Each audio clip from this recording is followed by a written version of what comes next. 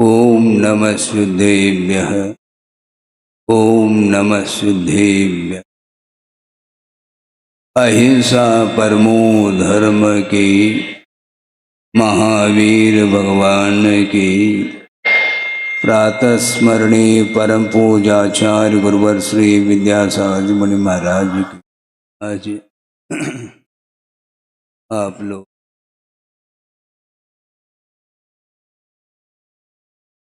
15 अगस्त आपको स्वतंत्रता देश को मिली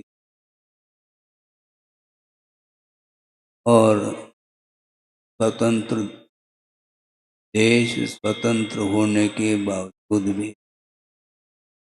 वह स्वतंत्रता का अनुभव करता है कि ये बहुत बड़ा प्रश्न। इसीलिए गुरुदेव ने 50 साल हो गए उनको भारत स्वतंत्र होने के उपरांत भी उपदेश की आवश्यकता पड़ रही है। जब तक देश परतंत्र था तब उपदेश की आवश्यकता पड़े तो इसमें कोई खास बात नहीं। स्वतंत्र होने के उपरांत भी उस देश को पुनः उपदेश की आवश्यकता पड़ रही है। और अतीत में अनंत तीर्थंकर हुए हैं, युग परिवर्तित क्या करते हैं, युग परिवर्तित होता रहता है। यह परिवर्तन संसार का स्वरूप है।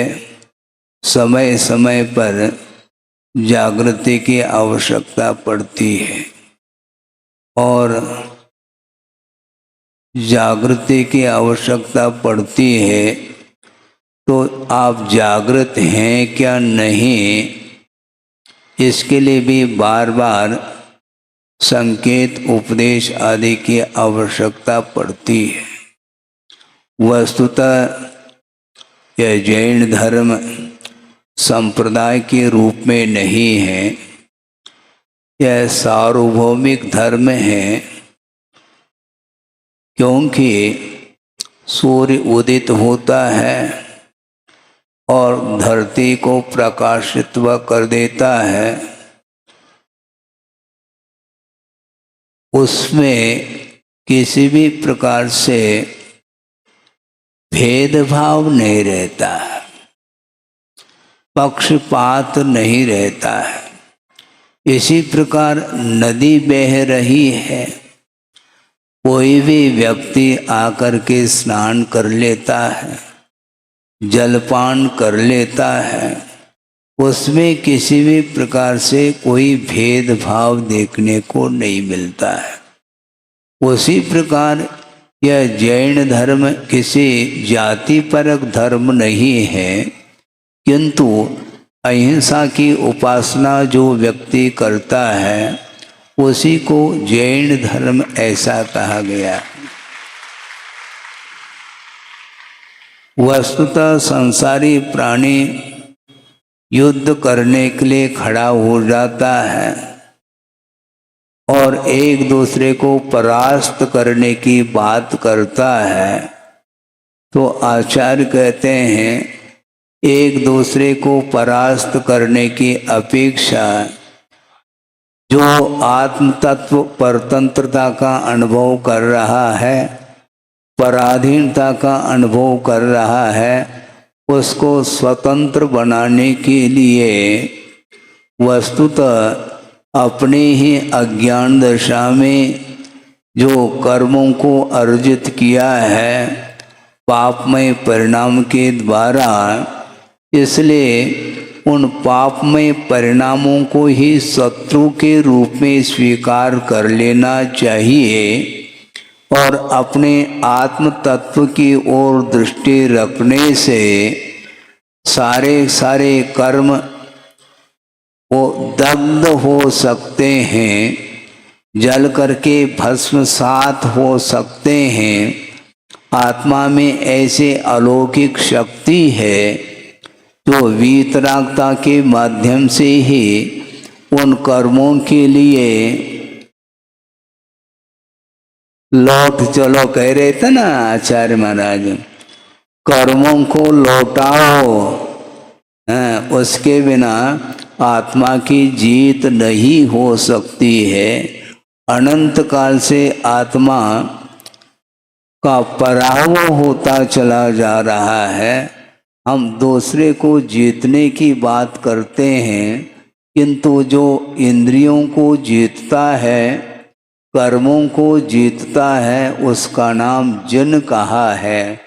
और जन के जो अनुयायी होते हैं, जनेन्द्र भगवान के जो उपासक होते हैं, उन्हीं को जैन यह संज्ञा प्राप्त है।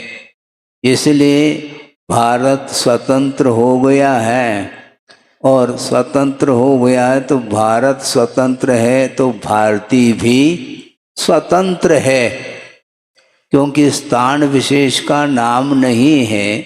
जहाँ पर जो जीव रहते हैं उन जीवों की ओर ही दृष्टि को रखते हुए उपदेश किसी स्थल विशेष के लिए नहीं मिलता है, किंतु उपदेश सुनने का जो पात्र होता है उसी के लिए उपदेश दिया जाता है। वस्तुतः उपदेश देने का निषेध नहीं है, किंतु उपदेश सुनने की पात्रता जिसके अंदर नहीं है, उसके पीछे पड़ने की अपेक्षा से जिसका जीवन अहिंसा के प्रति समर्पित है, उसको एक छोटा सा भी संकेत पर्याप्त हो जाता है। गुरुदेव का बार बार कहना है कि आचार्य कहते हैं माइक को हिलाओ नहीं, क्योंकि माइक के सामने बोलने के बाद भी एक भी शब्द को यह माइक अपने पास रखता नहीं। और जो माइंड वाले होते हैं उनके पास वो शब्द रुकते हैं, क्योंकि शब्द एकमात्र माध्यम है आत्म तत्व तक पहुंचने के लिए। अथवा अहिंसा का क्या स्वरूप है, उस स्वरूप तक पहुंचाने में एकमात्र शब्द ही सहायक सिद्ध होते हैं। इसलिए हमें शब्दों में उलझना नहीं, क्योंकि जहाँ पर उलझन है वहीं पर संसार है, और संसार में अनंत काल से संसारी प्राणी उलझता आया है। इसलिए आचार्य महाराज का बहुत सार गर्भित हम लोगों के लिए उपदेश है कि किसी से उलझना नहीं, ये ध्यान रखो, क्योंकि संसार स्वयं उलझता है और दूसरे को वो उलझाने में ही उसको आनंद आता है। इसलिए आत्मा का आनंद लेने का हमें पुरुषार्थ करना चाहिए। शारीरिक और मानसिक जो आनंद होते हैं वे पराधीनता को लिए हुए होते हैं। आत्मिक जो सुख उत्पन्न होता है उसमें स्वाधीनता का अनुभव होता है। इसलिए प्रत्येक व्यक्ति पराधीन होकर के संसार में जी रहा है, उसको स्वतंत्रता का बोध हो, स्वाधीनता का बोध हो, इसके लिए बार बार गुरुदेव प्रयासरत रहे। एकाकी हो करके उन्होंने विश्व को प्रकाश दिया है। अब उन्होंने जब प्रकाश दिया है तो मैं किसको प्रकाश देऊं? अब उनके प्रकाश में ये पंचम काल के अंत तक यह प्रकाश कभी भी समाप्त नहीं होगा, ये ध्यान रखो। यह 24 घंटे के लिए सूर्य उदित हो करके अस्ताचल की ओर चला जाता है, दिन अस्त हो जाता है तो पुनः घनघोर वह अंधकार छा जाता है। किंतु गुरुदेव कौन है? वह सूर्य नहीं, वो दिनकर नहीं, ये ध्यान रखो, क्योंकि दिनकर उसको बोलते हैं जो 12 घंटे के लिए वह उजाला देता है, फिर बाद में वह स्वयं डूब जाता है और संसार भी डूब जाता है अंधेरे में। इसलिए गुरुदेव सूर्य नहीं किंतु रत्न दीपक है, ये ध्यान रखो।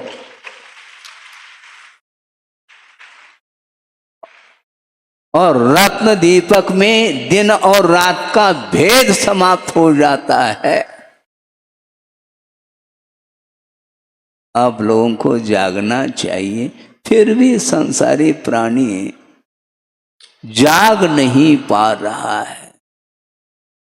और जो जागता है उसको उपदेश की आवश्यकता नहीं, और जो नहीं जाग रहा है किंतु जागना चाहता है उसके लिए उपदेश है, और जो जागना ही नहीं चाहता उसके लिए ओम शांति का उपदेश।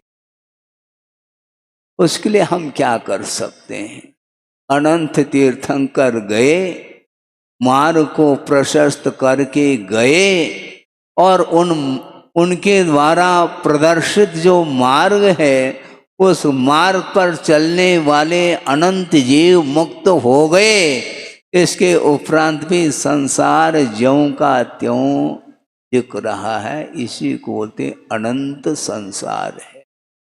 उस अनंत संसार में हम लोग रहते हुए हमें अनंत काल व्यतीत हुआ, अभी भी आंखें खुल नहीं पा रही है, अभी भी आंखें खुल नहीं रही है।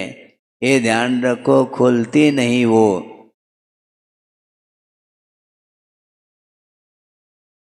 फूल होता है वह खिलता है क्या? नहीं खिलता है। कली है वह समय पर कली खिलती है, किंतु कागज की हो तो है। कागज की यदि कली है, ना आज खिलेगी ना कल खिलेगी, वो खिलेगी नहीं, उसको खिलाया भी नहीं जा सकता, ये ध्यान रखो, क्योंकि उसके अंदर योग्यता नहीं, वह जड़ वस्तु है।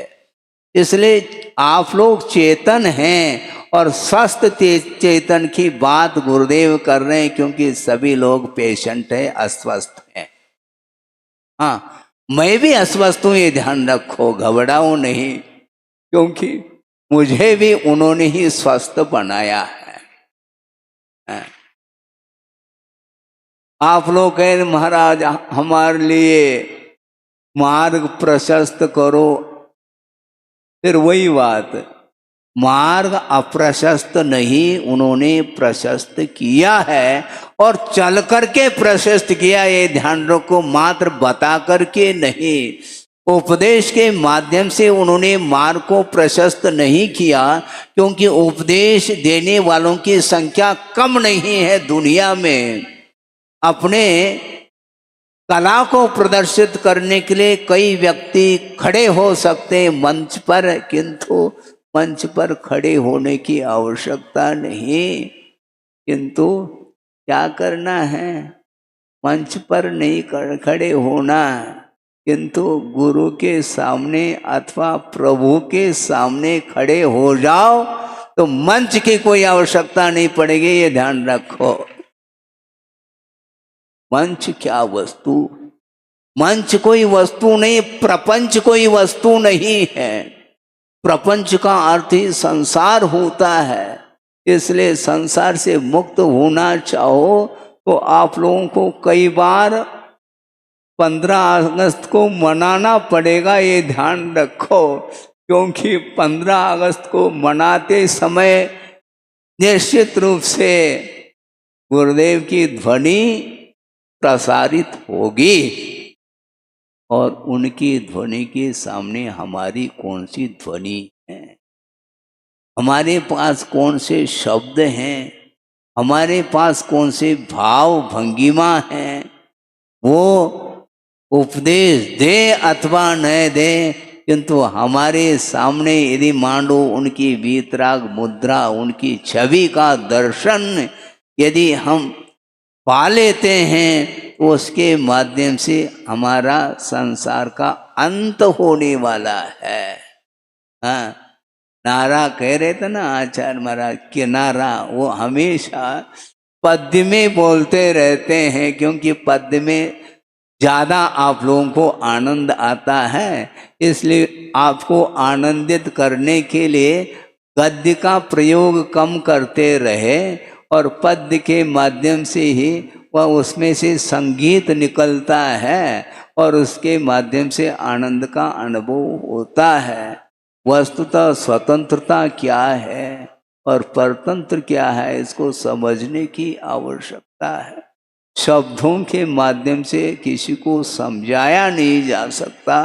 अल्प शब्दों में भी वह बात समझ में आ सकती है, किंतु समर्पण की बड़ी आवश्यकता है। आस्था, श्रद्धा, समर्पण, ये 2-3 ऐसे शब्द हैं जिसके बाद कोई शब्द की आवश्यकता ही नहीं पड़ सकती है। पाश्चात्य संस्कृति आप देख रहे हैं, चारों ओर वह वातावरण छाया हुआ है। महाराज पाश्चात्य संस्कृति हम क्या कर सकते हैं, ये ध्यान रखो। बाजार में कोई भी वस्तु बेचने के लिए कोई भी व्यक्ति ला सकता है, किंतु ग्रहण करना और नहीं ग्रहण करना, ये इसमें परतंत्रता है क्या? ये इसमें स्वतंत्रता नहीं है क्या? बाजार में जहर भी बिक सकता है, किंतु पीना और नहीं पीना, इसमें स्वतंत्रता नहीं है क्या? क्या इसमें भी परतंत्रता है? गलत बात है, ऐसा नहीं। ग्रहण करना और नहीं ग्रहण करना अपने स्वाधीन है, इसमें किसी की कोई बाध्यता नहीं हो सकती। बाध्य करने वाला व्यक्ति संसार में यहाँ पर उपदेश का पात्र नहीं बन सकता। इसलिए उपदेश आचार्य महाराज का बार बार कहना है, उपदेश नपे तुले शब्दों में करें। यदि बात समझ में आती है तो ठीक है, नहीं है तो अपने को अरण सिद्ध करने के लिए यह समय मिला है। बहुत बहुमूल्य समय है, इनको हम किसी के साथ बातचीत करके, उनको मनोरंजित करके इत्यादि करके अपने को समय को गंवाना नहीं, क्योंकि प्रत्येक समय ऐसे परिणाम हो सकते हैं जिन परिणामों के माध्यम से संसार का अंत किया जा सकता है बिना बोले भी। क्योंकि जब मोक्ष प्राप्त करते हैं तो आज तक कोई भी ऐसा साधक नहीं रहा जो बोलते बोलते मोक्ष को प्राप्त कर लिया हो। केवल ज्ञान प्राप्त होने के बाद दिव्य ध्वनि खिरी है या अलग वस्तु, किंतु जब निर्वाण का लाभ होता है उस समय दिव्य ध्वनि को भी विराम दिया जाता है, क्योंकि यह उपदेश दूसरे के लिए होता है, स्वयं के लिए उपदेश की आवश्यकता नहीं पड़ती। क्योंकि उपदेश सुन करके जो अनुकरण करने के लिए उस दिव्य ध्वनि को, उस आगम को आत्मसात करने के लिए जो कटिबद्ध होता है, उसको आगम को खोलने की कोई आवश्यकता नहीं पड़ती।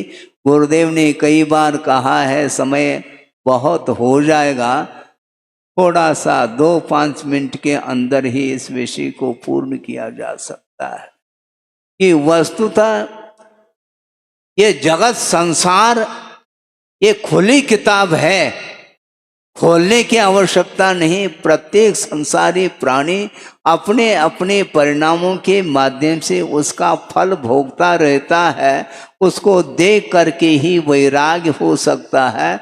आगम को खोलने की कोई आवश्यकता नहीं पड़ती है।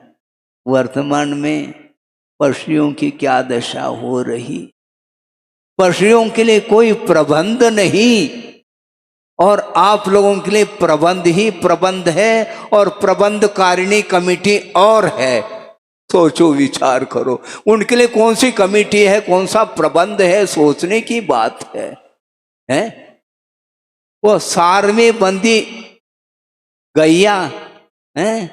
पशु सार में बंदी है, लेकिन उसमें भी सार सार लेती है, ध्यान रखो। हैं? आप देते क्या उसको? सूखा भूसा मिलता है उस सार में, किंतु सार सार वो बांटती है दूसरे के लिए। मीठा मीठा दूध आप लेते हो, और उसके लिए दिया क्या जा रहा है? हरा हरा घास भी उसके नसीब में नहीं। सोचो, विचार करो। और आप लोग एसी में हैं, एसी में बैठ करके और सीए डिग्री लेकर के आ गए हैं, एसी और सीए हैं। महाराज भी हंस रहे। एसी का जो विपरीत हैं, उसको क्या बोलेंगे? सीए। सीए डिग्री लेकर के आए। अच्छा, कहाँ पर बैठ करके? एसी में बैठ करके अध्ययन किया है, और सीए डिग्री लेकर के अब अकाउंट खोलेगा। अच्छा, वह पशु कौन सा अकाउंट खोलता है? देखो, सार में बंधी है, और उसके अंदर भाव तो देखो, वो मूक प्राणी है, उसके लिए कोई प्रबंध नहीं। अपनी दुख की, अपनी व्यथा, अपनी पीड़ा को किसके सामने रखती है? वो नहीं। समय पर मिल जाता है तो खा लेती है, समय पर पानी मिल जाता तो पी लेती, कोई प्रबंध नहीं। बिल्कुल, बहुत ही 2-5 मिनट में एक संक्षेप में प्रसंग दे रहा हूं, जिसको गुरुदेव ने प्रवचन के दौरान दिया था। और वह प्रसंग ये है, सर्दी का समय है, कड़ाके की सर्दी पड़ रही है, और शायद संभव है सूर्य को भी सर्दी लग रही हो।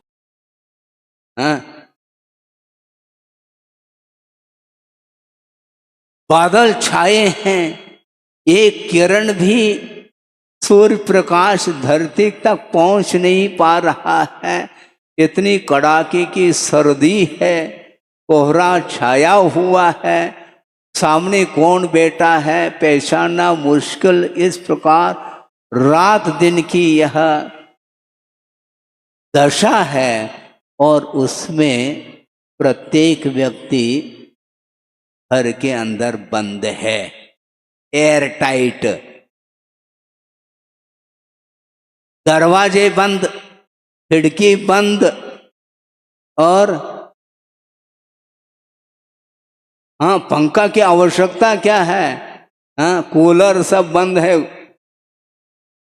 हीटर की आवश्यकता है, और भीतर हीटर का भी प्रबंध है, और वह पलंग पर लेटा है, तकिया है, गादी है, आदि आदि, न जाने कौन कौन से प्रबंध है। इसके बाद भी वह सर्दी से ठिठुर रहा है, और इतने में बाहर से एक करुण आवाज आती, दयनीय स्वर को वह सुन रहा है। भीतर वो सोचता है, ये रात के 12 बजे किसकी आवाज हो? ये किसको क्या पीड़ा हो रही है? क्योंकि दयनीय करुण पुकार को सुन करके वह व्यक्ति भी द्रवीभूत हो जाता है कि जा करके उठ करके देख। ये किंतु उठ करके खड़ा हो जाता है तो सोचता है कि अब कैसे देखूं, इतनी सर्दी है, हैं? कैसे खिड़की खोलूं, कैसे दरवाजा खोलूं? फिर वे सोचता है कि अपने को विलंब नहीं करना चाहिए, क्योंकि हमारे लिए तो प्रबंध ही प्रबंध है, जो बाहर कोई न कोई ही होना चाहिए। जा करके झांक करके देखता है, कौन है वहाँ पर? 3-4 जो हैं श्वान हैं, श्वान जानते हैं आप, हैं कुत्ता है, और उसके छोटे छोटे जो बच्चे हैं, जिसको पिल्ला भी बोलते हैं, जो भी बोलो अपनी भाषा में, और वो जो है ना उसकी आवाज थी।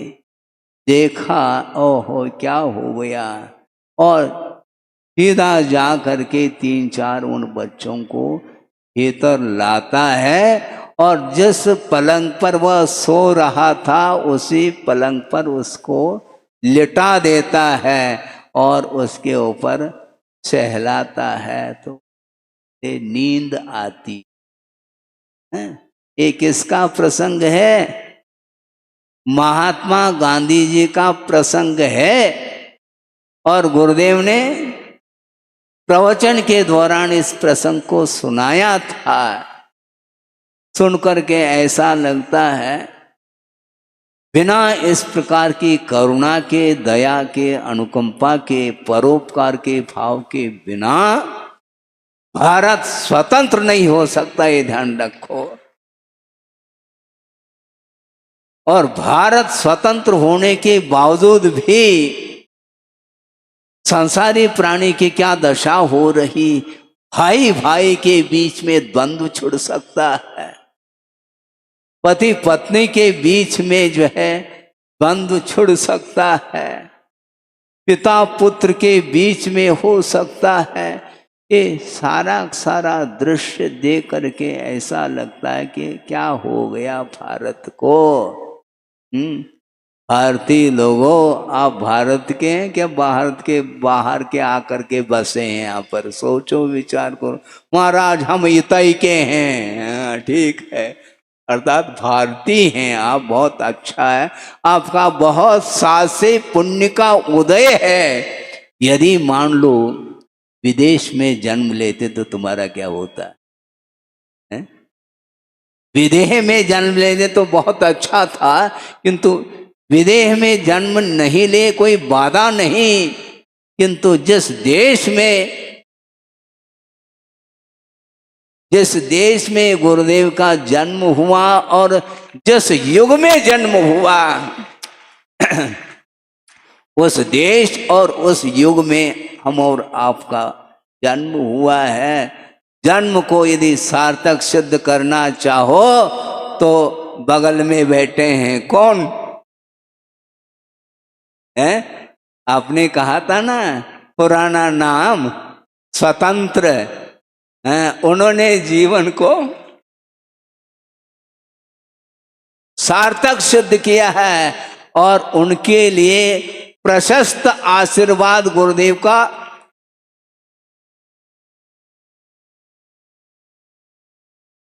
मिला है, और उसके माध्यम से उस प्रशस्त मार्ग पर वो निरंतर आगे बढ़ रहे हैं। और आप लोग कहाँ बढ़ेंगे? 10:30 बज गया महाराज, हम तो बढ़ रहे हैं अपने घर की ओर, निज घर की ओर लाने के लिए पुरुषार्थ गुरुदेव ने जो किया है, उस प्रकार का पुरुषार्थ न भूतो न भविष्यति वाली बात शब्दों के माध्यम से प्रभावना नहीं होती, किंतु साधना करके जो उन्होंने प्रभावना की है, उस प्रकार की प्रभावना हम सोचते हैं कि हम कहाँ कर पाएंगे प्रभावना। हम भावना रखते हैं कि विश्व का कल्याण हो, प्रभावना तो वो करेंगे, ये ध्यान रखो। करके गए, अब हमें प्रभावना नहीं करनी, किंतु उनकी जो भावना है उस भावना के अनुरूप अपने को चलना है। गुरु को यदि प्रसन्न रखना चाहो तो आपसे वो बहुत प्रसन्न होंगे, यदि गुरु की आज्ञा का पालन यदि आप करते हैं। तो मान लेना कि वस्तुतः पुनः भारत जीवित हुआ है। आज्ञा का पालन करना हसीखेल नहीं है बंधुओं, बहुत पसीना आता है। उपदेश सुनना आसान है, सुनाना आसान है, किंतु आज्ञा का पालन और वो भी परोक्ष में पालन करना अत्यंत कठिन होता है बंधु, ये ध्यान रखो। गुरुदेव सामने हो तो डर लगता है और चले गए तो अब काय को डर है, ऐसा नहीं। गुरुदेव सामने बैठे हैं, विराजमान हैं, ये मान करके प्रत्यक्ष दर्शन करने का पुरुषार्थ करो तो निश्चित रूप से आत्मा का कल्याण होगा। और जब तक आत्मा का कल्याण नहीं होगा तब तक ये पराधीनता हमेशा बनी रहेगी। किसको पराधीनता इष्ट है? प्रत्येक व्यक्ति को स्वाधीनता इष्ट है, किंतु स्वाधीन जीवन जीने के लिए जो गुरुदेव ने जो पुरुषार्थ किए हैं और उन्होंने जो संकेत, उनके जो उपदेश आदि हैं, उनको आत्मसात करते हुए अपने को आगे बढ़ना है। उसके बिना स्वतंत्रता नहीं मिल सकती। सबसे बड़ी स्वतंत्रता उसी को बोलते हैं। मोह के कारण ही संसारी प्राणी पराधीनता का अनुभव पग पग पर कर रहा है। इसलिए मोह को समाप्त करने के लिए, मोह को परास्त करने के लिए हमें कटिबद्ध होना है। रणांगण पर खड़ा हो जाता है कौन? योद्धा, और दूसरे को परास्त करने के लिए खड़ा हो जाता है। किंतु आचार्य कहते हैं उधर नहीं जाना हमें, किंतु आप अपने ही द्वारा जो अर्जित पाप कर्म है उसको परास्त करने के लिए ये जीवन मिला है, और गुरुओं का समागम भी मिला है, और गुरु का स्मरण और प्रभु का स्मरण करने के लिए स्वर्णिम अवसर है। और उनका स्मरण करते हुए उनके अनुरूप आचरण बनाने का पुरुषार्थ हमें करना चाहिए।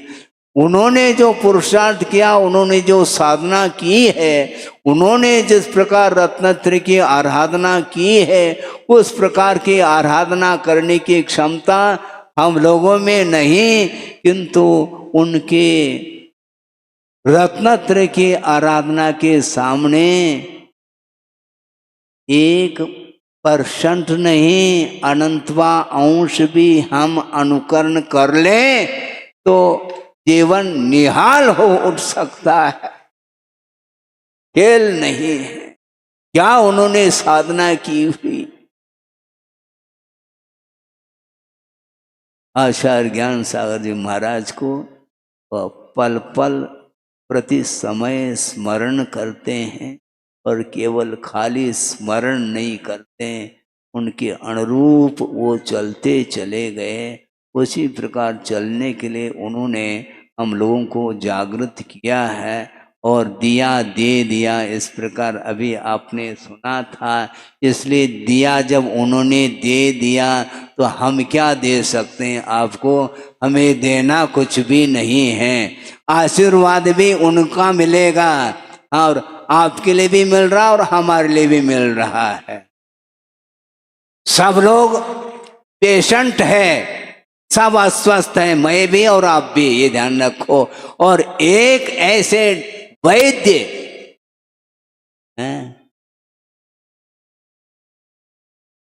महावैद्य नहीं, वर्ल्ड फेमस, हाँ, पूरे विश्व में ही विख्यात हुए हैं वो।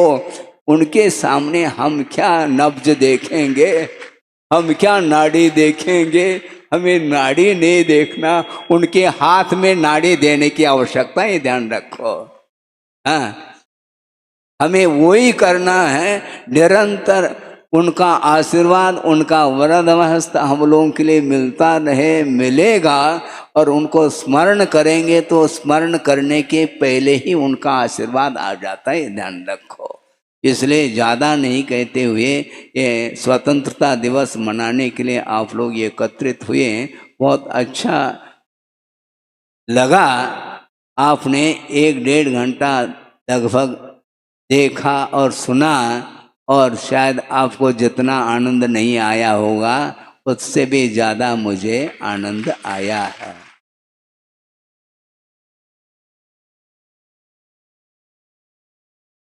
क्योंकि गुरुदेव ने अनेक प्रकल्प विश्व के लिए दिए, पूर्ण भी हुए, कुछ पूर्ण होने को हैं। उसमें शिक्षा के क्षेत्र में सामने आप देख रहे हैं, चिकित्सा के क्षेत्र में देख रहे हैं, दया के क्षेत्र में देख रहे हैं, परोपकार के क्षेत्र में देख रहे हैं, और हजारों हजारों साल के लिए जिनबिंब दर्शन करने के लिए जो उन्होंने पाषाण निर्मित जनालय का प्रकल्प आपके सामने रखा है, और अनेक जनालयों का निर्माण उनके आशीर्वाद के माध्यम से, उनकी प्रेरणा से हुए हैं। सोचो, विचार करो, शिक्षा के क्षेत्र में अद्भुत कार्य सामने दिख रहा है। आज इस विषम परिस्थिति में, पंचम कलिकाल में, भौतिक युग में चारों ओर विषयों का बोलबाला है। इसके उपरांत भी वृद्धावस्था नहीं, युवा अवस्था में सारी बहनें हैं आजीवन हैं, क्या फास्ट फूड का त्याग नहीं, ये ध्यान रखो, ये तो आप करते रहो।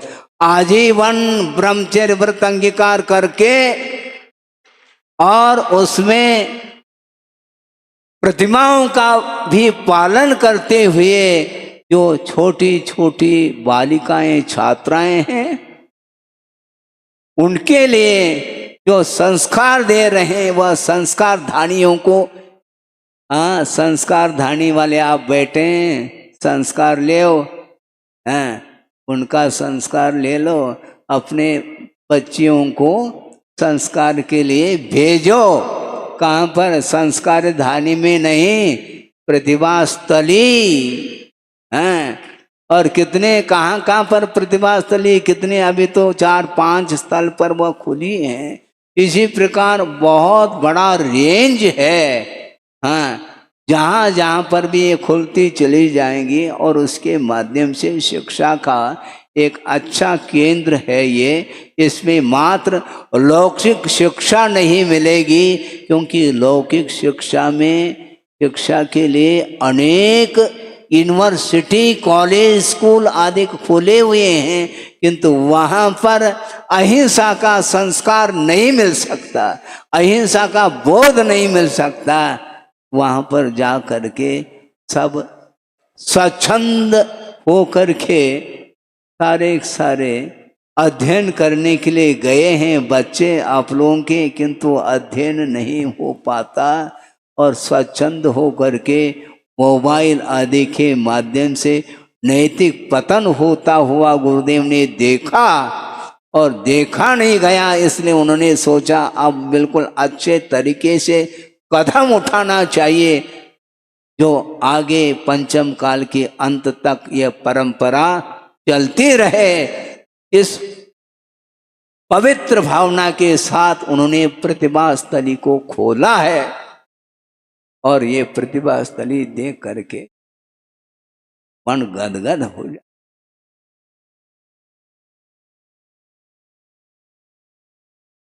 मन प्रफुल्लित हो जाता है। और केवल अकेले होकर के ध्यान रखो, समूह के द्वारा कोई भी प्रभावना करना बहुत फिर भी आसान है, किंतु अकेले एक, उन्होंने सोचा अकेला ही पैदा होता है, अकेला ही जाता है, और हमें अकेला होकर के करना है। भविष्य में करने वाले तैयार होंगे, किंतु मुझे तैयार होना है। इस प्रकार सोच विचार करके अकेले निकल पड़े, कहाँ से, जहाँ थे वहाँ से निकल पड़े। दोबारा उधर झांक करके देखा नहीं उन्होंने। इसको बोलते हैं वैराग की पराकाष्ठा।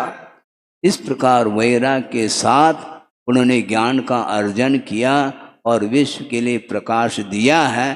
किस प्रकार जीवन जिया जाता है, किस प्रकार दूसरों को जलाया जाता है, जीव और जीने दो इस नारा को उन्होंने जन जन तक पहुंचाया है। और इस प्रकार वातावरण को निर्मित करके हम लोगों के लिए भी उन्होंने उपदेश दे करके यही आज्ञा दी है कि जो भी शेष जीवन है इसी प्रकार दूसरे के परोपकार के लिए इस जीवन को न्योछावर कर लेना चाहिए और सच्चे देवगुरु शास्त्र के आराधना के साथ प्रभावना करने में कभी भी पीछे नहीं हटना चाहिए, ऐसा उनका उपदेश रहा है। और इतना ही, मैं ज़्यादा तो नहीं कहूँगा, कहने के लिए बहुत समय है किंतु समय अल्प है, इसलिए उनके जीवन को हम अपने आप के सामने एक आदर्श के रूप में रखते हुए अपने जीवन को भी उन्नति की ओर ले जाने का पुरुषार्थ करना चाहिए। अहिंसा परमो धर्म की। बोधि समाधि परिणाम शुद्धि स्वात्मोपलब्धि शिवोक शुद्धि चिंतामणिम चिंतित वस्तुदाने त्वां बंद मानस्य मास्तु। परम पूजाचार्य गुरुवर श्री विद्यासागर।